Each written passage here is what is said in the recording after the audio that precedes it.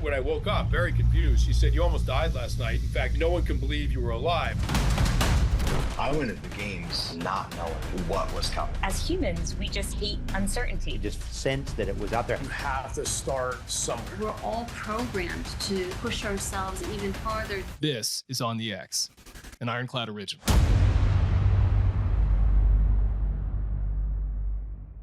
Welcome to On the X. My guest today is David Epstein, best-selling author, investigative journalist, and one of the most compelling voices on the science of human performance and development. He's the author of Range, Why Generalists Triumph in a Specialized World, a New York Times bestseller that's become a favorite among leaders in business, education, and elite sports. David challenges the idea that early specialization leads to success. Instead, he makes a powerful case for breadth over depth, showing how generalists who explore widely and think across disciplines are better equipped to thrive in complex, fast-changing environments. He's also the author of The Sports Gene, another bestseller that dives into the nature versus nurture debate in athletic performance. David has written for Sports Illustrated, ProPublica, and many others, and his TED Talks have been viewed by millions. Today, we talk about the value of range, the myth of the 10,000-hour rule, and what it really means to develop excellence in a world that rewards adaptability.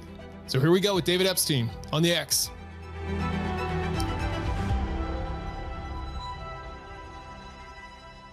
All right, so let's get into it then.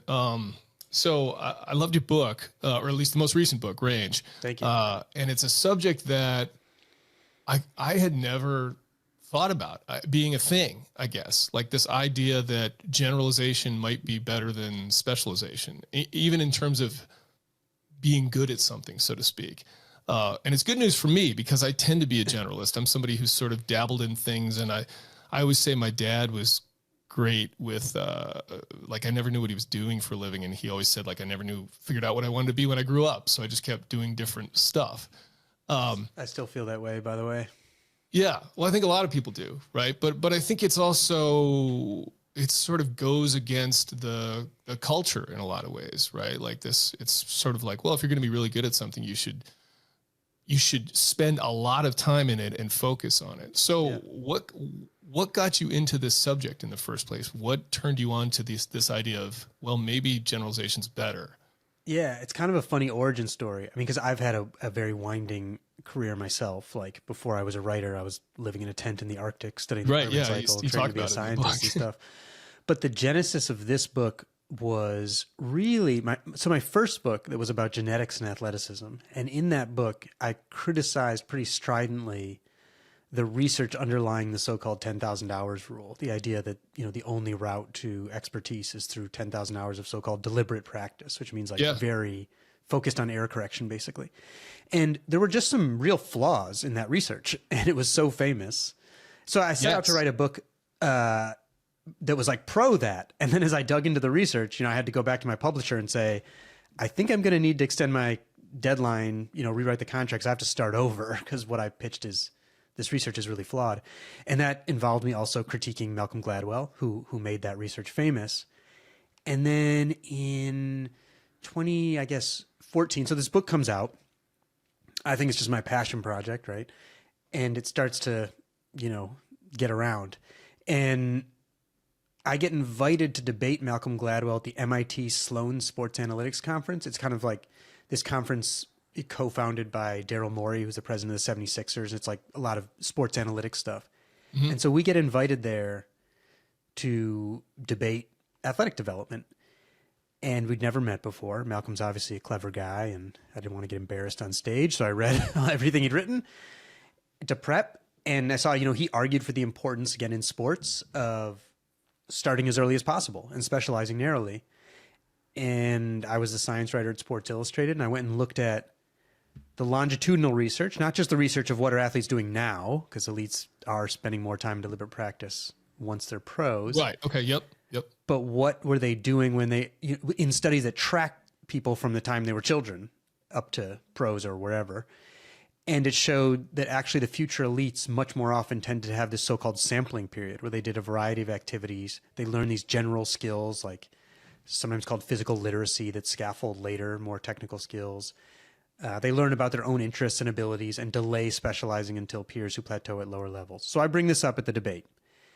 And Malcolm, to his credit, when we're coming off the stage, says, you know, that doesn't comport with what I've written. We had both been nationally competitive runners.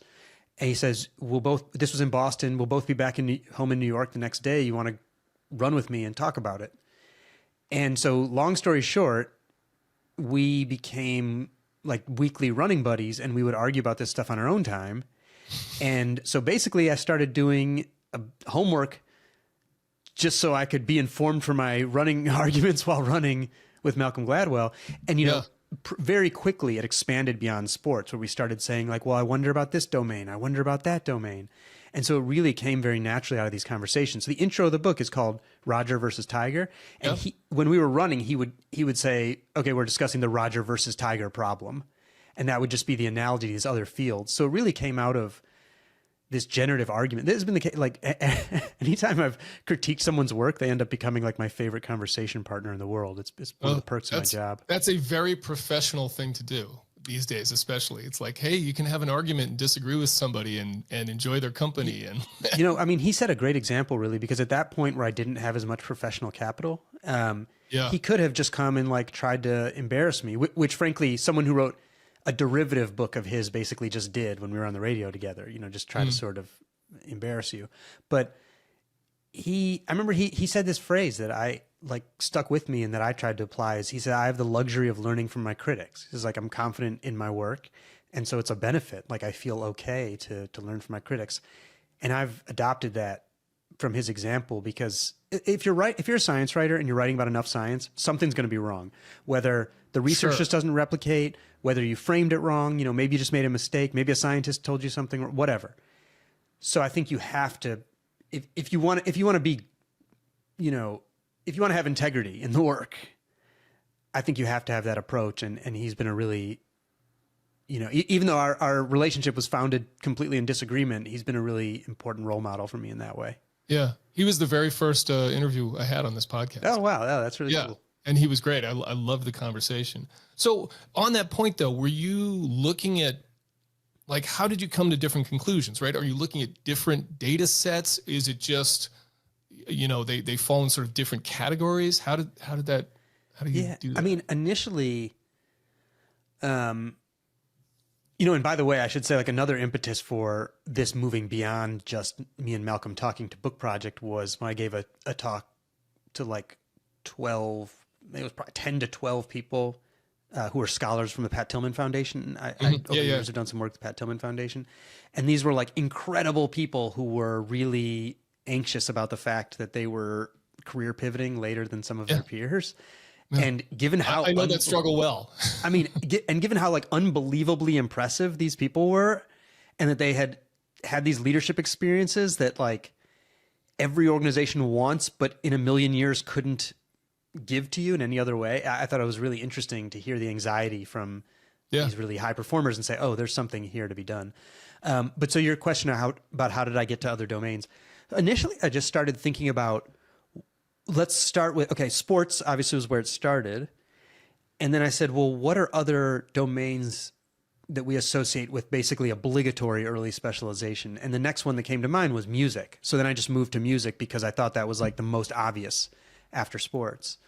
And from there, just in reading that research, you know, it's like maybe a researcher is studying music or sports, but a lot of the work they're citing is even from related fields. So in many cases, I'm just like following the citations from these scientific papers where a researcher will get their idea. Well, they'll say like, you know, we've seen in scientists that like those who, so for example, like there was this paper showing that Nobel laureate scientists progress more slowly earlier in their careers because they're more interdisciplinary.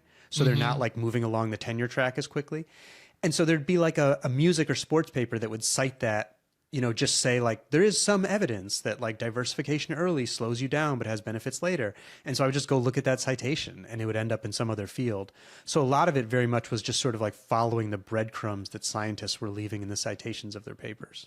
Yeah. So does that mean is the 10,000 hour rule just not true in your estimation? I don't know if I would say, I mean, it's hard to say because what people think it means is pretty different depending on where they heard about it from, because there were kind of a half dozen different books that were sort of like outliers after it exploded, which is the book where Malcolm popularized the 10,000 hours rule. Mm-hmm. And so the real name of it for scientists who study skill acquisition is the deliberate practice framework. So Malcolm coined 10,000 hours rule, but the deliberate practice framework. And there are aspects of that deliberate practice framework that I think are absolutely simply not true. So to give you an example, one of the underlying aspects of that framework was called the monotonic benefits assumption. And basically that's just like an ugly way to say that if you take two people who are at the same level of skill in something and you then give them the same, unit of practice, they will progress the same amount. So the idea is only practice differentiates how good people are at something. So if two people are at the same level, they'll progress exactly the same amount for the same amount of practice. And that turns out absolutely not to be true, except in incredibly simple tasks that are like someone, pushing buttons in response to a light or something like that. Okay. And so that is absolutely not true. What I think is true, and Malcolm and I, we were invited back to Sloan 2019, I think. All this stuff's on YouTube. But, and in that case, we talked a little bit about how our minds had changed. And toward the end of that one, he says, I think I made this error of conflation where I took the idea that a lot of practice is important to become great, which is true. And I conflated that with the idea that implies early specialization is necessary, which I now think is false. And so in that regard, I think I'd say we're on the same ground now. So I think the emphasis on not just practice, but quality practice that includes reflection, I think that aspect of the deliberate practice framework is super important. I think the idea that people can get a lot better than they may think at most things is super important. Yeah. But I think some of the underlying assumptions, like the idea that attempting to find where your talents lie doesn't matter because it's just accumulated practice, is disastrous. So talk about talent then. How does that play into the picture there, right? Because even the 10,000 hour thing, right? If I'm doing the math right in my head, and it's been a while since I've thought about that, like an hour a day, that's like 30 years. You're not getting it. If you're going to 10,000 hours, an hour a day is probably not the way that. True. That's not right. But like, I mean, if I'm going to break it down into real simple math in my head, clearly people that are trying to be that level of something, they're doing it more every day or most days. Right. But what about the talent aspect of it? Yeah, it's hugely important. I mean, so maybe this is a good point to talk about the sort of original 10,000 hours study, because it kind of dovetails with what you're asking, which is the original study was done on violinists at a world-class music academy. Okay. And it was published in 1993. And in that study, the best violinists, those who were deemed to potentially be able to go on to become international soloists by their instructors, they had accumulated on average 10,000 hours of deliberate practice by the age of 20. And again, deliberate practice meaning like not playing around. It was effortful, cognitively engaged. This was all retrospective, right? So, and then there were two lower groups, that had accumulated less on average. But there were sort of a few problems with this. I would ask Anders Ericsson, who was the kind of most famous researcher in this area, who authored that paper. I would ask him and say, Anders, because one thing that I noted, having a science background, when I read this paper, I noticed they didn't report any measures of variance. Like, okay, 10,000 is the average, but what is the reality of what people actually did, individuals?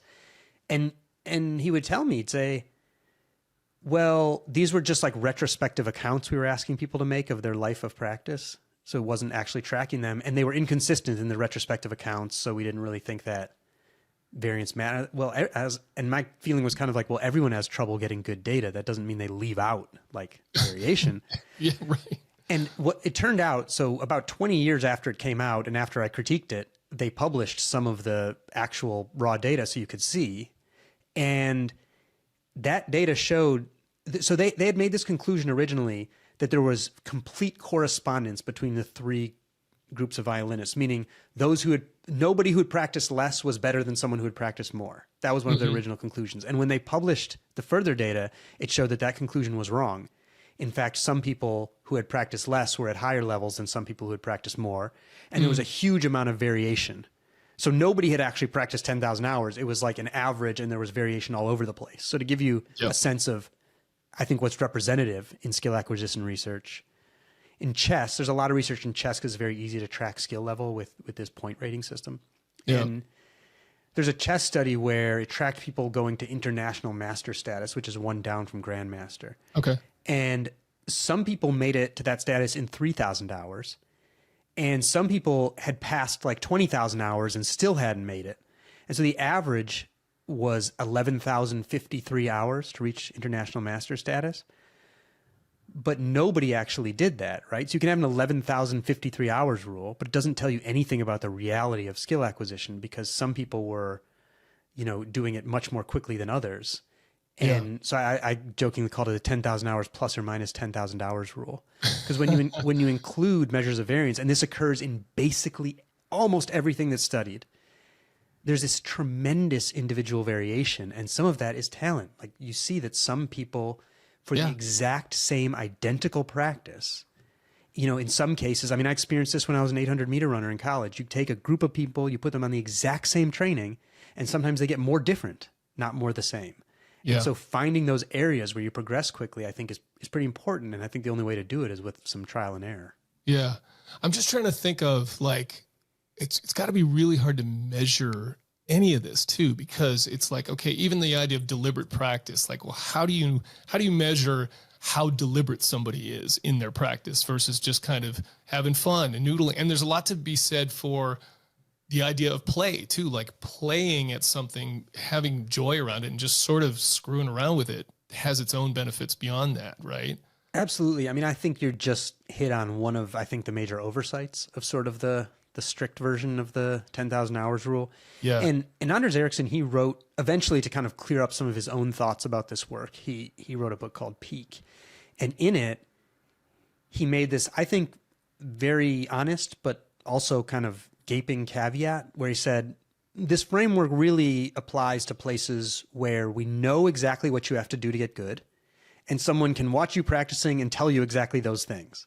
And so he was kind of like this parry, so it basically doesn't apply to most of the jobs that most of us have. He starts naming these things. He's like, so engineering and, being a lawyer, like it doesn't apply to those, most of anything. Because there's not that many things where somebody can just sit there and tell you exactly what you need to be better. Yeah. And I think there's a lot of evidence that playful activities are really not just enjoyable, but really crucial to learning. And in fact, even looking at some of the music research, you see this similar pattern to sports where the musicians who go on to become the best will actually have this sort of sampling period early on where they're spending time. Sometimes they're trying out different instruments, but they're spending time in some of this less directed activity where they're just sort of experimenting and playing around. Yeah. Is there any way to, just sticking on this for one more question here. Is there a way that we measure talent? Like, again, getting back to sort of ways to empirically break this down. Like if you have two people who are doing the same thing, like where you could dial, or let's say theoretical people, where you could dial up the deliberate practice or the talent, like where one outweighs the other one, like you need this much talent versus this much deliberate practice. Or is it just like a kind of, we don't know. It's subjective and nebulous. I think there's always going to be some subjectivity to it, and we can't account for everything that's gone on in everyone's life. But there are things like, where let's take something simple like aerobic capacity, like your body's ability to move oxygen through your bloodstream, which is both important for your health and certainly for endurance performance. And there have been big studies that take fraternal twins and identical twins and family members, and you can measure quite precisely their degree of genetic relatedness, put them on the same exact training plans. You can measure very precisely their ability to move oxygen through their body. Yep. And then you can put all those people on a same training plan and see, okay, when they're all in the same training plan, does degree of genetic relatedness predict how much they're going to improve or not? And the fact is that it often does, in sometimes in more substantial ways and sometimes in less substantial ways. So you can do things like that where you can get to a lot of pretty well measurable stuff. In other cases, you can kind of test people in a skill at baseline. Yeah. Okay. And then see, do people diverge when they then do the same practice, or do they converge? Like looking at learning rates. But it's not uniform, because there'd be some things like, let's say I think in my first book, I wrote about this research in like baseball and cricket, for example, where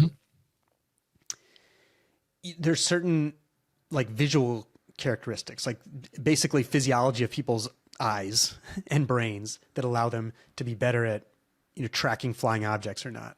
Okay. Yep. And some of those things actually don't matter that much when the ball is not flying that fast. But then when you start getting up to a level where pitchers are throwing really hard, then it starts to matter a lot.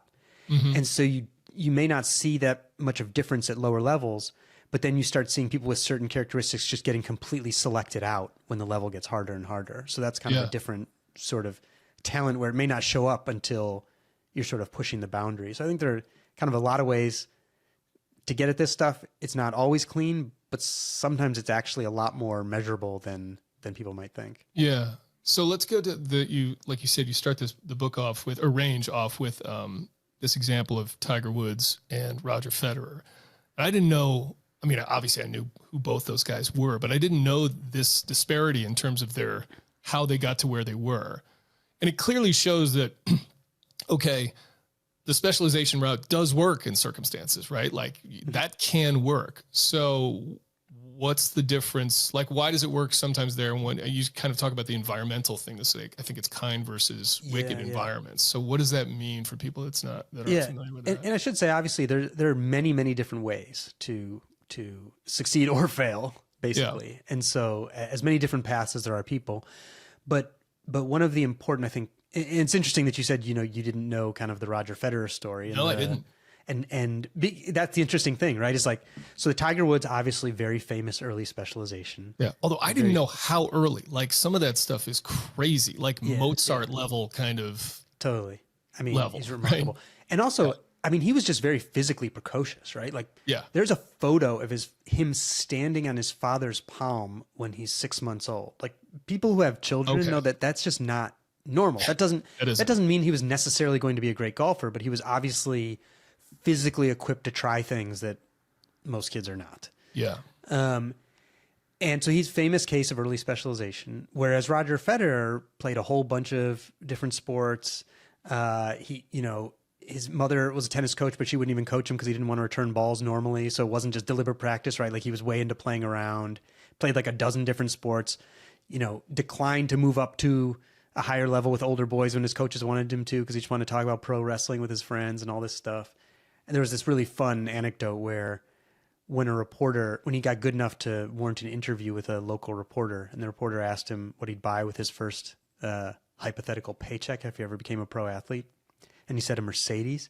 And his mother's like aghast and wants to hear the interview recording. And so she listens to the interview recording. It turns out he said mehr CDs in Swiss German. He just wanted more CDs, not a Mercedes. His mom was okay with that. For all the young people out there, CDs are things that we used to listen to music. Oh, that's right. Good point. We should explain that. Right.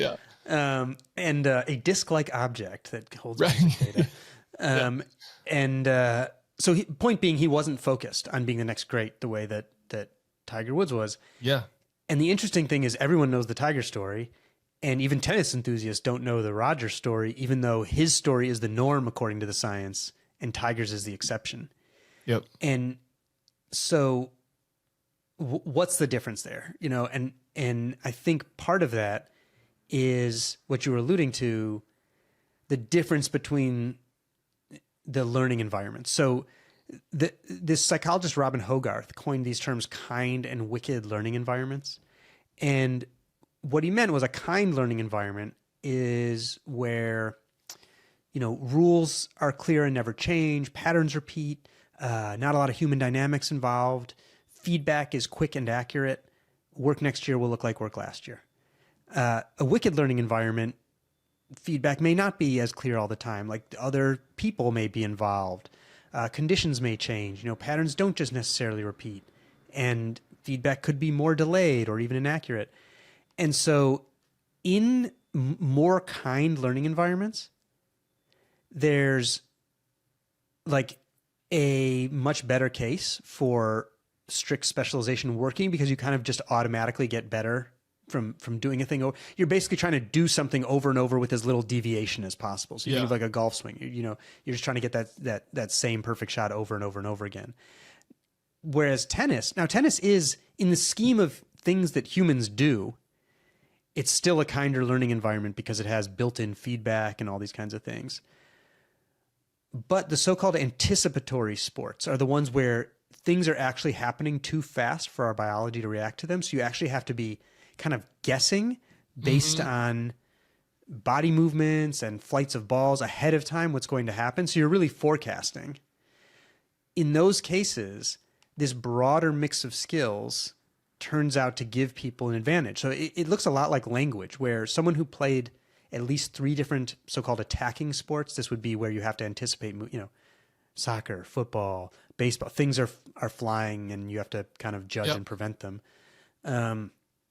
They seem to have an advantage for learning other sports skills going forward. And it looks very similar to kids that grow up like bilingual. They have an advantage for learning subsequent languages after that.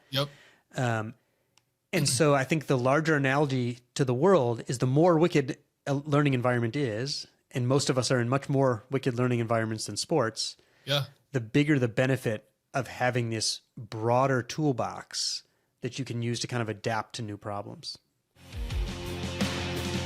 On the X is brought to you by Mechanics Wear. Mechanics Wear gloves are kind of the go-to glove, I think, for most people out there, whether it's working around the house or on the job or some kind of tactical setting. That's certainly been the case for me throughout my life. And they've made a whole bunch of improvements to the gloves that they have out there. So they've got the kind of original series here with the Velcro backing, Velcro close that most people can use in sort of everyday settings, very ubiquitous for various things that you might want to do. Then they've got these fast fit ones, which you essentially just slide on. There's a little loop there around the wrist where you can pull them on. And then they've got the Impact series, which has a reinforced backing to protect your knuckles.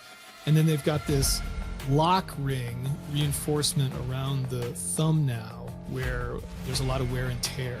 There's a whole bunch of other improvements to these. And if you go to their website, they literally have a 5 to 7 minute video about each one of these sets of gloves and all the improvements they've made, from the material, reducing the seams, making them more reinforced, making them more moisture wicking. It's clear that they put a lot of care and attention into their gloves. And if you listen to the guy talk on the website, they really love gloves. And I think that that comes out in everything they do. When I'm going out to a hardware store and I'm looking for some gloves, I almost look at everything else as just kind of a cheap knockoff. So definitely my go-to glove, highly recommended. Mechanics Wear gloves, they're available at most retailers on mechanicswear.com and GSA Advantage, and they're proud to offer an exclusive 15% off discount through the ID.me program to military veterans and first responders. So check them out.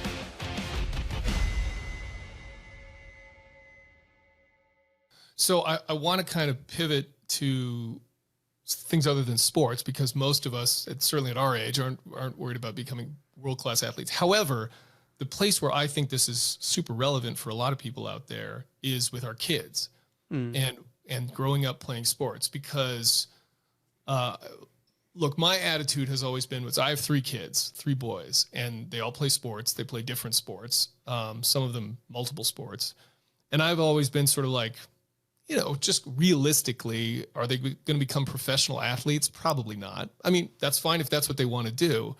But I've always had the mindset of like, do whatever you want. I don't care. I think you should be active, do something, certainly be physically fit and physically active. But my understanding was always, but if you want to be really good at a sport, you need to kind of spend all your time in that sport.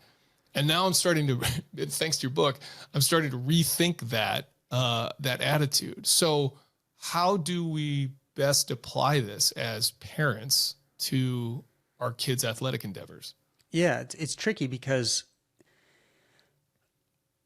parents can't like live outside of the social systems in which they're embedded. And so I think there's an aspect of what would be ideal and what can actually be done in this country. So the best sports country in the world, I think, maybe ever, is what Norway is doing right now. I mean, last 2 Winter Olympics, I think they've won more medals than the US and China combined. They're winning all sorts of stuff in summer you don't associate with Scandinavia, like beach volleyball. They won a gold medal. They have some of the top, they have a top soccer player, top golfer, top tennis player, like some of the best track and field athletes in the world. This is a country of 4 or 5 million people. Yeah. And they basically they almost like don't allow kids specializing before age 12. They don't allow coaches to like rank and sort kids before age 12, or the coaches will get penalized. And so I think they view mass participation as aligned with elite performance, as opposed to, mutually exclusive with it. And I think that makes sense, because what you see when the earlier selection occurs, and selection in a lot of, sports in this country are getting earlier and earlier.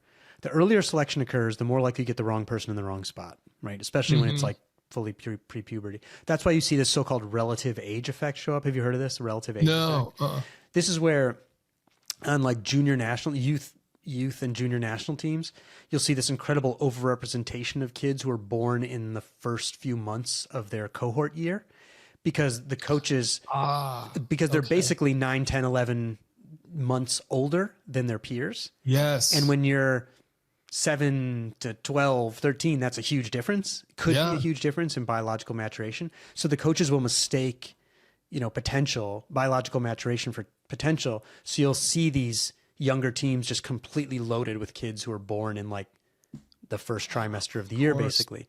Yep. And it disappears this actually happens in school. So kids that are born late in their birth cohort are also much more likely to get diagnosed with ADHD, especially boys in school. It's probably just because they're acting like the relatively younger children that they are compared to the other kids. And it's not maladaptive if you don't need them to sit still for 10 hours a day, which maybe isn't the greatest environment for them anyway. So I think, these as selection's getting earlier and earlier in the US, that's a problem. Like when I don't live in New York anymore, but when I did, there was a U8 travel soccer team that met across the street from me. And I'm like, I don't think there's an adult in the world who thinks 7-year-olds need to travel in a city of 9 million people to find competition. You know what I mean? But it's like the adult's economic interest. And if you're not on the U8 travel team, then you can't be on U9. It's like they're trying to lock customers into a pipeline. You know what I mean? Yep. And so I think it's hard to tell parents, if those are the teams in their area, don't do it, because you can't just check out, or else you might not even be able to participate. I think more realistic advice is to at least try to diversify their movement patterns. So there are 3 buckets of a parent advantage from diversifying sports early. The one is what I mentioned, this beneficial for learning later skills if you've diversified. This is the classic finding in cognitive psychology called breadth of training predicts breadth of transfer. The broader the types of problems you've faced, whether that's physical or cognitive, the better you'll be at doing transfer, which is taking those skills or knowledge and applying them to future problems that you haven't seen yet. So you want broad training in whatever you're doing to be able to transfer later. The next is match quality, which is when kids have a chance to try different things, they start to learn about their own strengths and weaknesses and can better match with the thing that they're doing. Yep. And the last is durability. So it turns out that even specialization aside, there's a protective effect of diversifying your movement patterns, where even if it doesn't mean you're doing less volume, I'm not saying a kid should be doing less physical activity, but if it's diversified, it has like a pretty substantial protective effect against a lot of injuries that could not only impact their athletic career, but their life. So you have those 3 buckets. So how can you capture some of that stuff within a system that's kind of working against it in the US, I would say? And I think try to find some time for sort of street ball stuff where kids are directing their own activities. Like that U8 travel soccer team that was learning how to execute set plays and stuff. When you go to Brazil, it's like the kids are playing futsal, small ball, heavier, stays on the ground. They're playing on sand one day and cobblestones the next day, or over a tennis net one day. And so it's all a soccer-like activity, but one, it's in these tiny spaces, so they're all getting lots of reps. There's sort of no wallflowers, and they're varying it up all the time. And so they're really diversifying, because I don't think it's about if you're putting on a soccer jersey one day and a basketball jersey the next day. Right. I think it's about the breadth of physical problems you're having to solve. Yes. And I was just going to say, to me, a lot of that is problem solving, right? And that's why that's a big advantage to free play in general. It's just unlike a very structured adult-led practice where, okay, we're doing this, and then you're going to do this, and then you're going to do this. I need everybody over here and over here. When it's just them on their own, they've got to sort it out. They got to make up the rules. They got to problem solve. They got to deal with adversity, all of that. Totally. And it's kind of crazy how, with the youth sports craze, like how far some of this stuff has gone. So there was this sort of youth golf championships, like world championships, and like really little kids. I can't remember the exact age. We're talking, I don't know, second graders. Which is amazing to me because I still can't hit a golf ball straight, and I'm almost 50 years old. But the crazy thing was their like dads would be with them, right? And the dad would be picking out the club, telling them where to hit, like angling the club face. So the kid wasn't even doing any of the cognitive part. Like the kid was literally a joystick of motor skills, and the adult is doing all of the cognitive part. So that's not even good for learning, really. So it reminded me of, I saw this talk by a guy who was in when France won the World Cup, in their run up to winning, there was a guy who was sort of an architect of their development pipeline. And he had this phrase that he said he would tell the coach, like, there is no joystick or something. Like basically what it meant was they had to set aside time in training where the coaches basically had to be quiet. Like they just like literally had to stop and let the kids do their own thing. Yeah. I will say I'm a youth soccer coach, or at least an assistant coach. And recently they've got like different courses you have to do. And it's big now on sort of less parameters or fewer parameters. Let the kids kind of figure it out.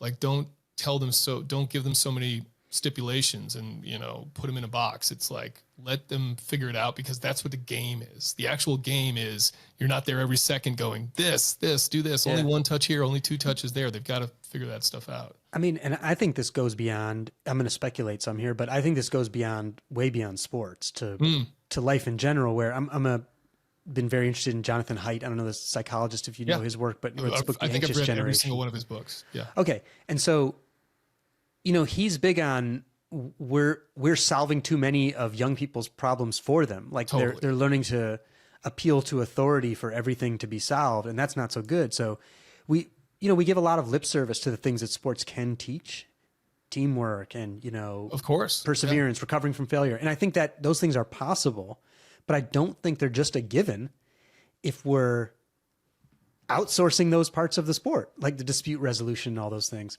So this is an area where I think legitimately, if we let kids self-organize, handle some of their own problems, maybe even when they're having arguments or fights when they're playing, where it's really a relatively safe environment for them to learn some things that translate into the wider world. For sure.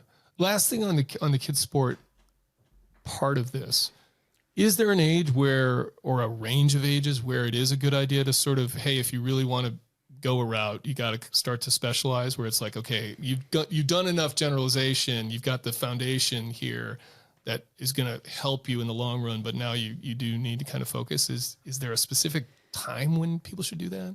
Yeah, it's a great question. And excuse me, because it varies a little in some studies. Like I remember one study that was looking at scholarship athletes versus kind of their peers who try to do what they were doing, but ended up in sort of more intramural stuff. It was like the scholarship athletes were specializing at like 15.4 and the lesser athletes had specialized at like 13.8 or something like that age. But then there was a study of the German soccer players, including some of those that won the World Cup. And they found that it wasn't until age 22 that those top players, stopped engaging in more just kind of play, less structured activities than were the lower level peers who were spending more time in the very rigidly structured stuff.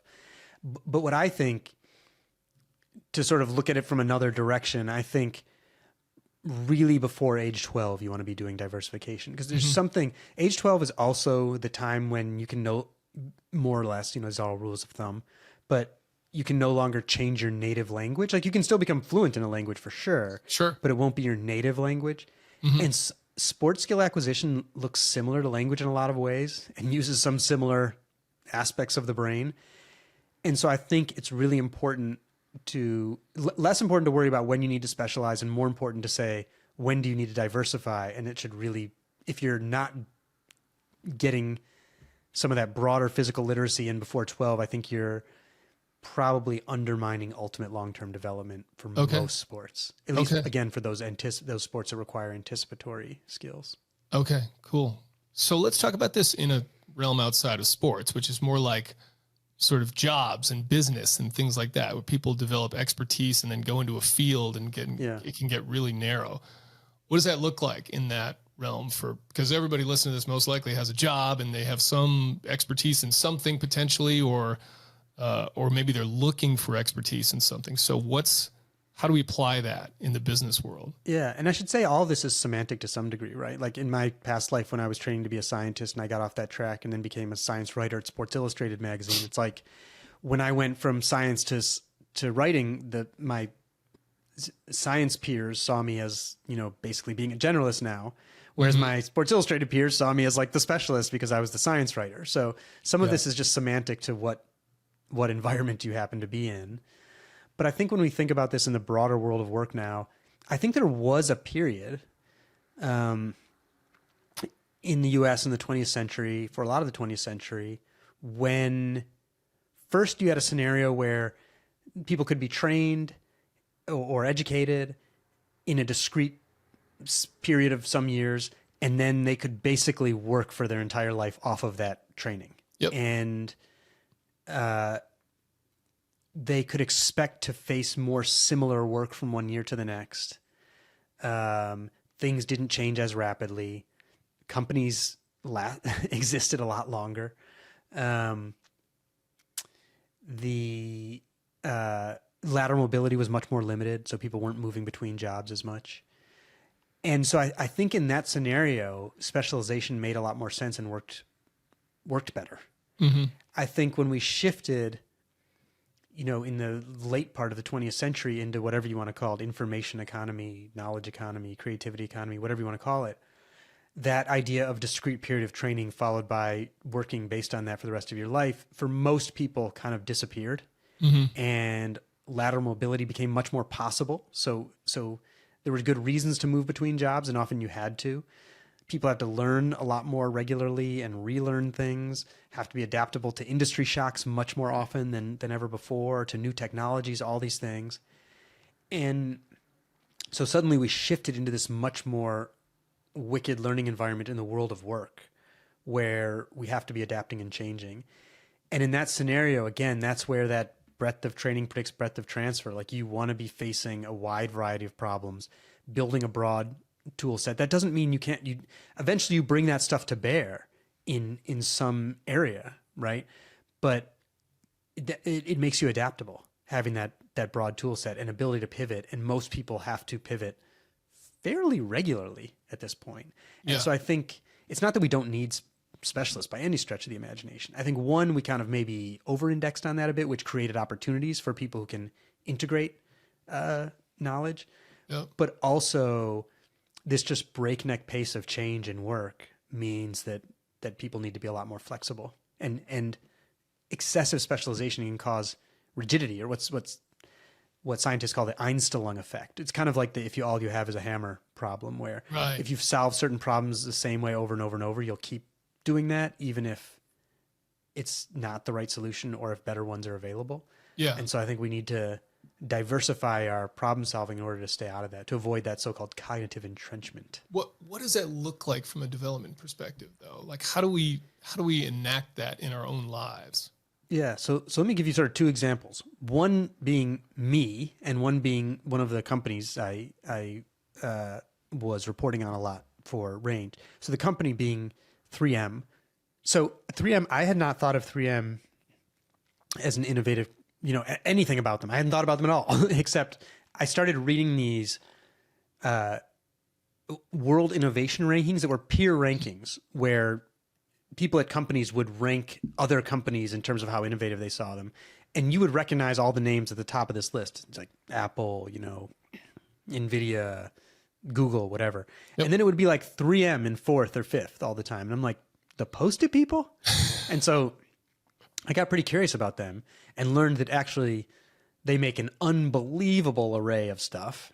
And they have this thing they call their innovation index, which is basically every year they have to make like a quarter of their profit from products that didn't exist 5 years prior. Yeah.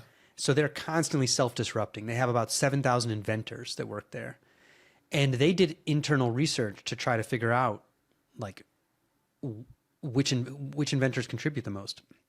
And what they categorized people by the number of different types of technology they had worked with, as classified by the U.S. Patent Office. And they found they had both generalists and specialists. So generalists were people who had worked in a whole bunch of different kinds of technologies. Specialists who drilled into one. And there are also dilettantes who were not that broad or not that deep and didn't make great contributions. The generalists and the specialists made contributions. The dilettantes didn't make so much of contributions. And then the biggest contributions came from what they called the polymaths. And these were people who would have some depth in an area, but at a certain point they would sacrifice going even deeper in order to connect their work to some other area. And then maybe eventually they would go deep in an area again, but like kind of come up and connect it to some other area. So they had some depth, but they would sacrifice increasing depth to connect to different domains. And they were the ones who were doing like the $1 billion patents kind of things. And in some cases, those people came in with an area of expertise and then broadened. In other cases, they came in more broad and then found an area to drill into. And I think that's a really kind of a good analogy for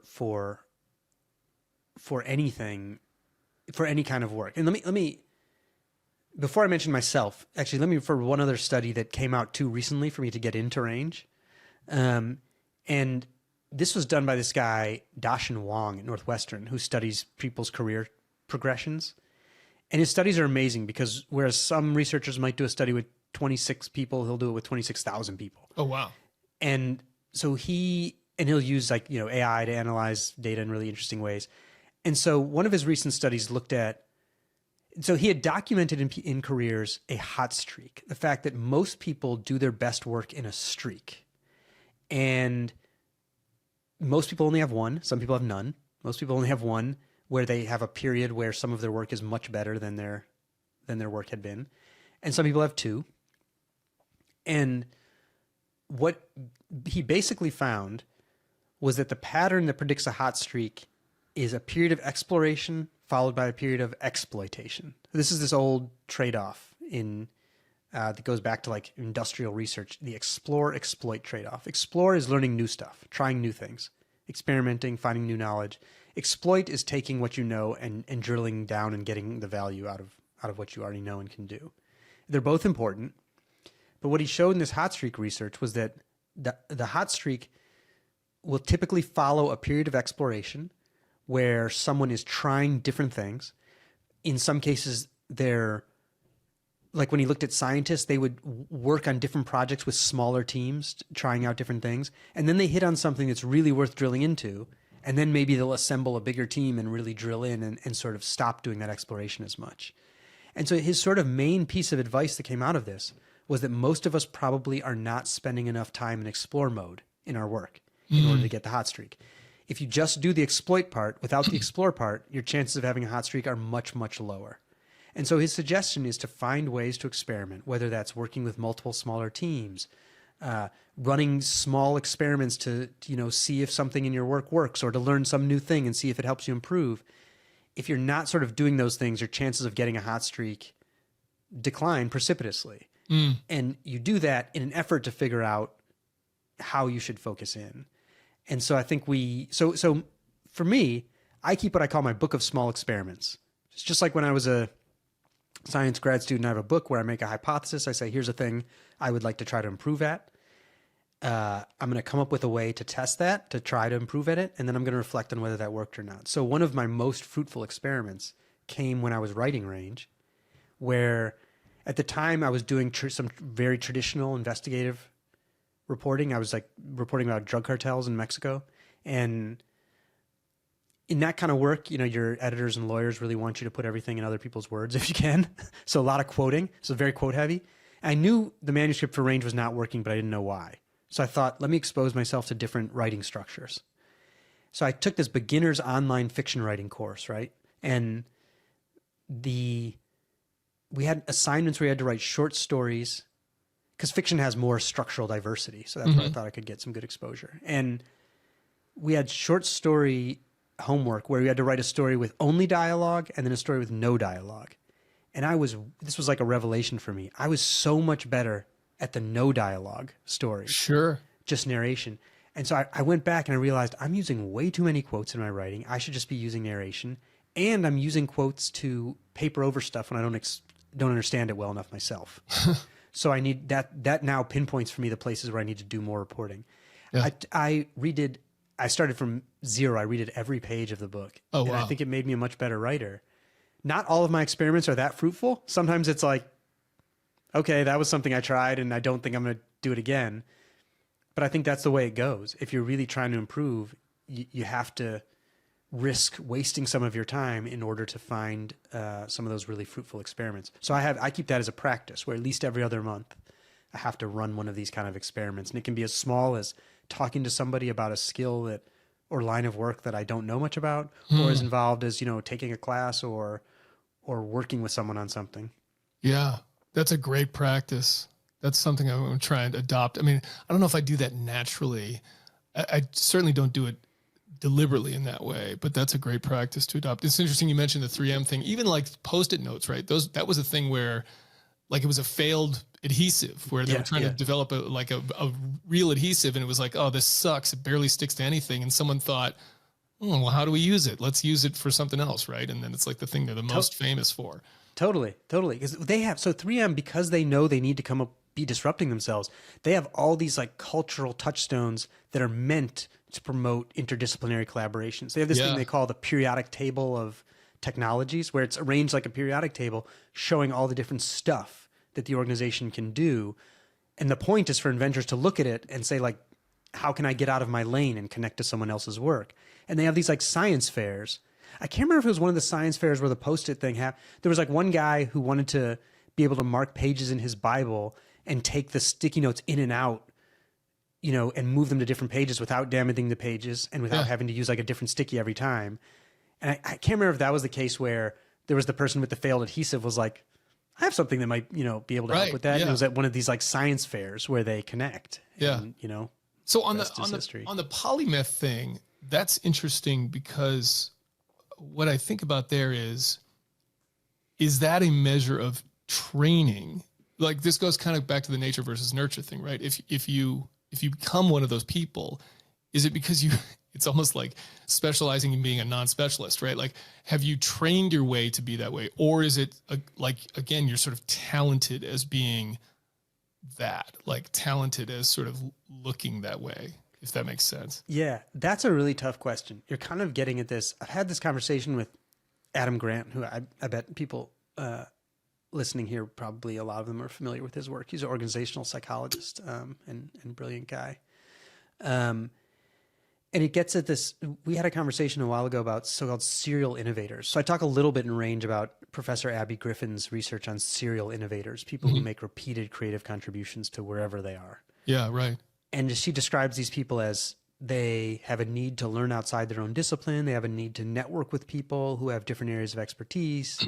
They read more and more widely than their peers. They connect, they're systems thinkers. They connect information across domains. And what Adam and I talked about was, do you think that you can make these people with the right kind of nurture and environment? And I think the answer is we don't know. There's no dispositive evidence one way or the other. I tend to think there's probably a fairly, that there's at least an important nature component to this. The people that sort of want to be that exploratory, who as adults. But one thing we both agreed on was we're pretty darn sure that you can stifle these people from becoming if you don't kind of allow them to roam and allow them to kind of network with people who are different in those things. So that there are probably a lot more people that have these natural inclinations and feel disincentivized from, practicing them. So like you see this show up in a little bit of research. I remember seeing that women in science report a desire to be more, to do some more interdisciplinary stuff earlier in their career than men do. but they are deterred from doing so because they're told they won't be taken seriously if they do it. So you have this scenario where, again, Nobel laureates progress more slowly in their careers because they're in physical sciences because they're more interdisciplinary than their peers. And yet there are these cultural forces saying, don't do that. Right. And this I think is the message kind of on every page of Range, but that would have made like a really crappy subtitle for marketing, which is that sometimes the things you can do to optimize the short term will undermine long-term development. Sure. Yeah. Where should we be worried about specialization? Like you talk in the book about, and this is where I think about it too, like the cardiologists with the stents, right? And the stats you mentioned on that, I was like, oh my God, like that's a real problem. And I even think about my own experience where like I had kidney stones. I've got some cysts on one of my kidneys. So I had to go see a nephrologist, but then I also had to go see a urologist. And I'm like, I have to see two specialists for this one problem where they're looking at this one part of my body, my anatomy, and they're also seemingly not taking into account anything else that might be a factor holistically with me, right? So where is it a problem? Yeah, no, I mean, I think medicine's a great place to start, right? Like, because first I think increasing specialization in medicine has been both inevitable and beneficial. I don't think anyone's going to argue with that. At the same time, I think it's been a really under-recognized double-edged sword. So what you might have been alluding to, these two studies I cited that these Harvard-led studies that showed that if you are checked into a teaching hospital with certain cardiac conditions on the dates of a national cardiology convention when the most esteemed specialists are away, you're less likely to die. Yes. So that's obviously suboptimal. And that the conclusion was that it's because these certain specialists have gotten so used to doing certain procedures, they'll just do them reflexively, even if they aren't the solution to the problem, or even if new data has shown that actually it doesn't work and you shouldn't be doing it. Right. They become like resistant to changing direction. So that's not good. And I think that shows up, I actually I got invited to give a talk to a group of very specialized surgeons, what Atul Gawande would jokingly call the proverbial left ear surgeons, like very specialized. And I decided to be provocative and highlight some of that research and say, because it is shown in surgeons, as they do more procedures, their complications go down. They get better with experience. And interestingly, even if you control for the number of procedures, you match the number of procedures that two surgeons have done, the one who self-identifies as more specialized still has fewer complications. Don't know why. We can speculate why. I don't know. But they're also much more likely to do the procedure when it's not needed. Mm-hmm. And so I said to this group, I'm like, you guys are, you do super specialized surgeons do a great job at having fewer complications while doing many more surgeries that nobody needs. And so to my surprise, they loved it. And they were like, this is a huge problem. Oh, wow. And our peers need to get it together. So it's interesting because they didn't think it was them. they recognized it was a problem. Right. Yeah. And maybe they're right. These are people who took their own time to go to a professional development event, right? Maybe they're right. But probably they're just human. And it's a cognitive bias that they see other people doing this. Yeah. Because it's so, and to your point, like medicine's gotten so siloed from one another that there was this one fascinating paper I read that talked about putting the patient back together again. Like different disciplines are necessary evil for making the world comprehensible. But someone has to put the world back together again at the end of the day to solve the problem. And sometimes in medicine, you actually have different specialists working against each other in the same patient because they don't sort of see the whole picture. So that's an area where I think it's kind of scary. But in the broader sense, I think right now I see a big tendency in the world to say, look at someone who did a very good job in some narrow area of business, and then to say, therefore, they know how everything else in the world works, while being incredibly incurious about anything else in the world. Yes. I think that's an incredibly dangerous impulse that gets at some of, in the chapter in Range, I write about forecasting, like the most famous forecasting research in the world that's now been over 30 years, because you had to get people making so many predictions about the world that you could differentiate luck from skill. Mm-hmm. So over 80,000 predictions. And the worst forecasters turned out to be these incredibly narrowly specialized, often like political expert types. And one of the scary things in that research, because they would come to see the whole world through kind of one lens or mental model, right? And they would kind of wrap everything around this one way of seeing the world. And one of the scariest things in that research was the inverse correlation between fame and accuracy at making predictions. So like in some cases, the people you see making prognostications on the news are scientifically proven to be the world's worst forecasters because they can talk very authoritatively because they wrap everything around this one theory of the world, much more authoritatively than the good forecasters who would kind of have strong ideas lightly held. You know, they would take their ideas and then they would take them to people and gather lots of different perspectives. Yep. And I think we have a whole industry in business, in government, in the media of asking almost uniquely poorly equipped people to make forecasts about what's coming next. Yeah. And so I think that's an area where it's incredibly dangerous, where the people that can talk in a compelling way end up being the most prominent forecasters and also the worst forecasters. Yeah.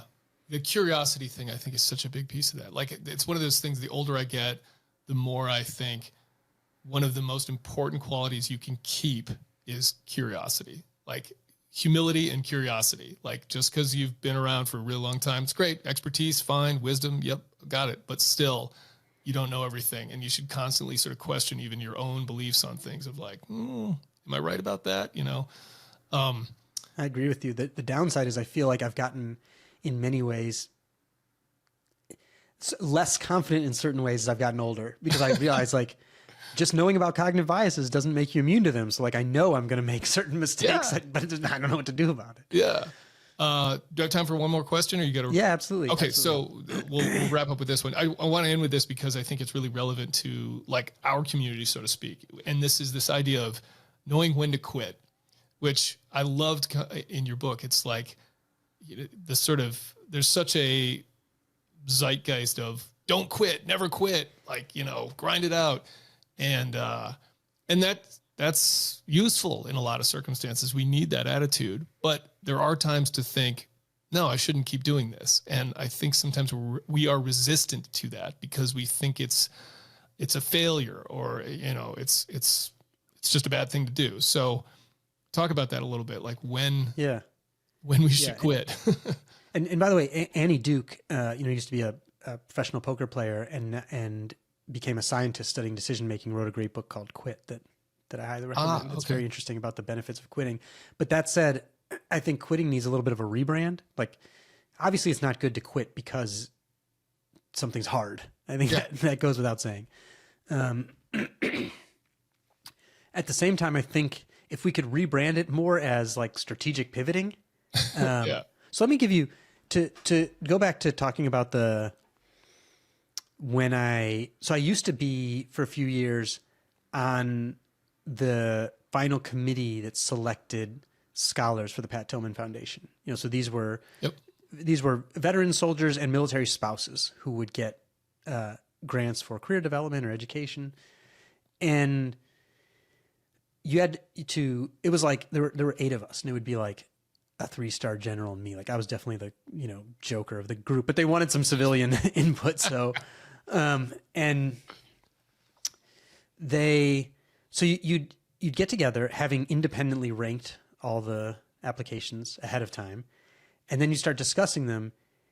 And I'd say that the kind of people that I would call the zigzaggers, maybe the generalists or later specializers, would end up on both tails of the score distribution, the best and the worst. Because let's say you get an application, you start reading it, and you look at the resume first, and even knowing what I know, I'm still human, I'd say, wow, this person really kind of bounced around a lot. I don't know. And then if you started to learn about them and they explained it as well, just to make a hypothetical example, and say they went to high school or college and then they had some job, didn't like it, didn't find meaning in it, joined the service, end up in some remote valley, I don't know, administering medical care or translating or who knows what. And they learn they're good at certain things they didn't expect. Maybe they have leadership capability they didn't expect. Maybe they're bad at some things they expected to be good at. There are new problems they're attuned to, and they come back and they want to use that knowledge to do something that they hadn't considered before. And if they explained that in their application as this narrative series of pivots, it was like a light bulb would go on in the committee, and they'd be like, it would go from, oh, this person bounced around a lot, to how smart is it? We want people to learn from their lived experience and Yes. pivot based on that. So if they didn't, if they just like ignored it, then they would end up on the low tail of the score distribution. It was like they just bounced around with no meaning. If they explained it as this narrative journey, then it would be like they're going to the far other tail of the score distribution, because you see they're thoughtful, they're reflective, they're using the things they learned and taking them to some new area. And so in some ways you could say, oh, well, they were quitting things, you know, they're bouncing around. But when you frame it as these strategic pivots, it doesn't feel like the kind of quitting that we stigmatize anymore. So I wish we could kind of reframe quitting and saying, am I getting signal that's telling me, you know, here's who I am right now, here are my skills and interests, here are the opportunities in front of me. And maybe a year from now I'll change because I will have learned something about myself, or my options will have changed. So if we could think about it as more as strategic pivoting instead of just quitting, I think that'd be a lot more productive. Yeah. Yeah, I totally agree. And I thought that thing about the resume was so interesting too, because it really made me think, man, we probably should change the way we do resumes in general. Like this idea of just bullet points of here's all the things I've done doesn't tell us a lot actually when it comes to Totally. I really worry about this in like the age of AI sorting of resumes too. For where sure. I mean, obviously, I think very quickly it's going to be people making AI resumes to try to get by AI filters. So that's just going to be this like weird feedback loop. But I talked to someone at LinkedIn about what you're saying, and I said, you know, I think you should have kind of some differences in your product where people can have like a more narrative explanation of what's going on. So it's not just the bullet points. You know, maybe a mother who's been out of the workforce for a few years, but really learned how to manage time and how to manage emotionally, volatile people, and how can they explain how they might use those skills? So obviously people who are in the service, right? And they basically said, we think we're doing fine, which is probably because they don't, you know, yeah, thanks, we're good. Because they shared some data with me that showed that data on 500,000 members that showed that one of the strongest predictors of who would go on to become an executive was the number of different job functions. Yes, yeah, you mentioned that, yeah. And so my argument was, well, I think your product actually kind of militates against people wanting to do that. But again, they said, we think we're doing fine. And I assume that's like any business. It's like until you have a business case that presses you, it's not such an urgent matter. Yeah, if it ain't broke, don't fix it. Like at least in terms of your revenue, right? So, yeah. All right, well, let's wrap it up there. I got a bunch of other stuff I could get into, but go pick up your family. The books, Sports Gene, Range, fantastic stuff, super interesting. If people want to connect with you or check more out, where can they find you? Probably the best place is I have a Substack called Range Widely that I write on regularly. And I respond to, for a while I was responding to all the comments. Oof. And then as there have been more, I can't respond to all of them, but I do still read them all and I respond to a lot of them. Oh, awesome. Yeah. Awesome. Cool. And I'm just finishing up another book. So that'll cool. What's next year. Do we get a sneak peek? Yeah, sure. It's the only reason I'm ever cagey about my ideas is not out of secrecy. It's just out of pure self-consciousness about my ideas sounding ridiculous. Yeah. It's sort of an extension to me, an extension of my curiosity about range, which is it's going to be about how and when constraints can be useful instead of just limiting for creativity, innovation, for collaboration. So it felt like a natural next question to me of, you get these broad experiences and skill set. What are some ways that you can help channel those things? It's funny. I had not thought of that concept until I talked to a guy named Chase Jarvis a couple of podcast episodes ago. And in his book, it's one of his things that he talks about is constraints, how that can be helpful in terms of, and you utilize that. So yeah. Obviously constraints can be bad. Everyone knows that. Of course. I'm focusing on when can they be helpful. Cool. Yeah. Awesome. We'll look forward to that. Well, David, thanks so much for the time. Really appreciate it. Fascinating work. And thanks again. Well, hopefully we can get you back at some point and finish the conversation. I'd be happy to. Yeah. Pleasure and honor. If you post stuff, tag me and I'll share it and all those things. Will do. Thanks, man. Thanks for listening to On the X, the official podcast of the Navy SEAL Foundation and an Ironclad original series sponsored by Mechanicswear. Learn more at NavySealFoundation.org or text On the X to 60104. See you next time.